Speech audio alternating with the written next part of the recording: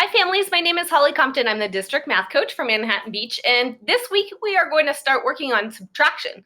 So I'm here to share with you some subtraction strategies that your child might use.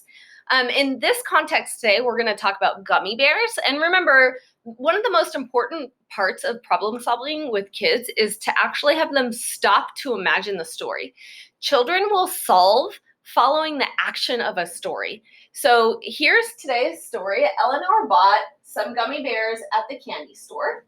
Then she ate some gummy bears. How many gummy bears does Eleanor have left? So this is a simple problem for kids to imagine.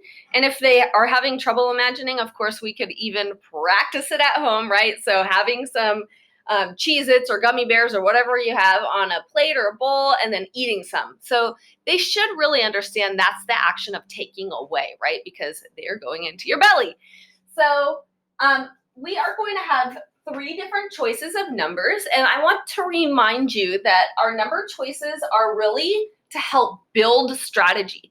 So kids should actually be picking the small number choice sets and build really strong, great strategies. And then after that, then we move on to the larger number sets when they have good strategies, right? We don't want them to pick this number set and have kind of a strategy. We want it to be strong. So I'm going to start here. This is my first number in the set. It has to go on the first line. You cannot change the order. Second number in the set, second line. So then we have emerging readers in first grade. So we need to make sure that we stop to imagine again and then also reread the story. So let's do that.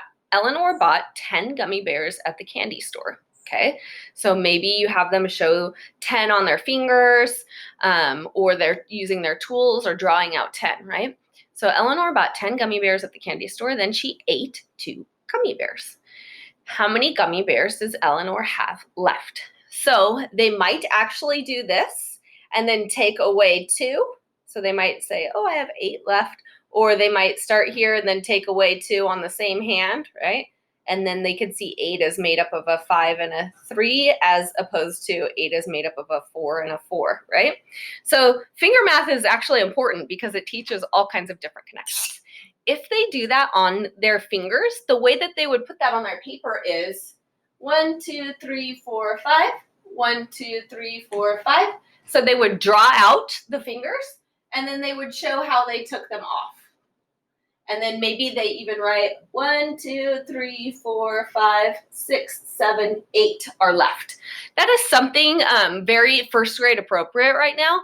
We are just thinking about strategies and connections right now, and knowing that 2 and 8 put together makes 10, and 10 take away 2 still gives us 8. So maybe they might try that, or maybe you might get out your 120 charts.